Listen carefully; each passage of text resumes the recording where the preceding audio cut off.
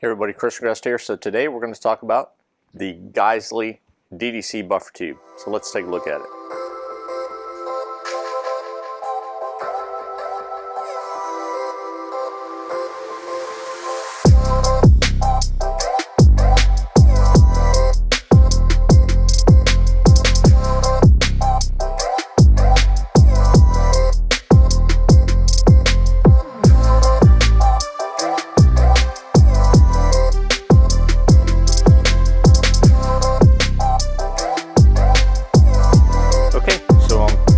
Been gathering all the parts for my Geissele DDC build, and one of the pieces to the puzzle was a desert dirt color buffer tube from Geissele. So just to do a little bit of a comparison between this buffer tube and some of the other ones I typically use, this one here I believe is from Arrow. This is a primary weapons buffer tube.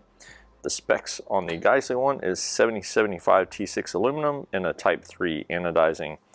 It is, for all intents and purposes, just a standard mil-spec buffer tube. So it does have, of course, the nice DDC anodizing on there. It does come with a castle nut and an end plate. You know, it does feel very good. But if you compare it with the Arrow one, it's very similar. I'm pretty sure this one's Arrow. Hopefully it's not somebody else's.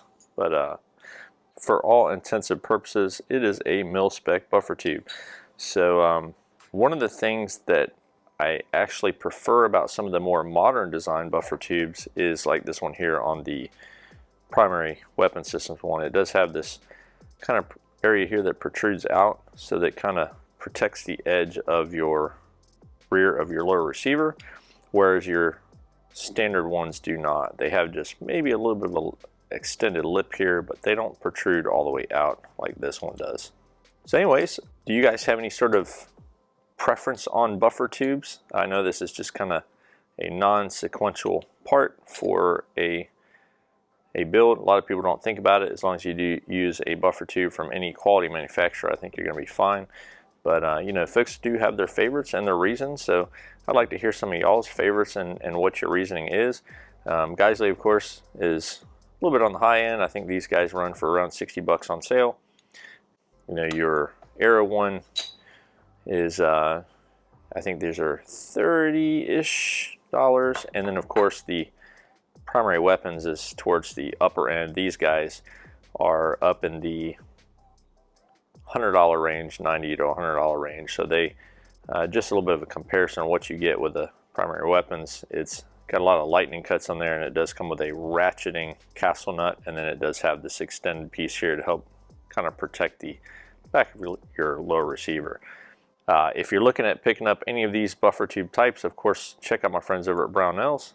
I do have a link tree in my description box, and if you use the link provided to Brownells, the channel does get a little bit of a percentage kickback on that, so much appreciated there.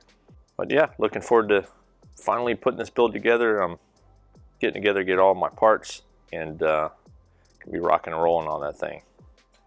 Okay, I appreciate everybody watching today's video on this Geissele DDC buffer tube. So any questions or comments, please put them down below. And as always, I appreciate everybody watching and subscribing, and I'll catch you on the next video. Y'all take it easy.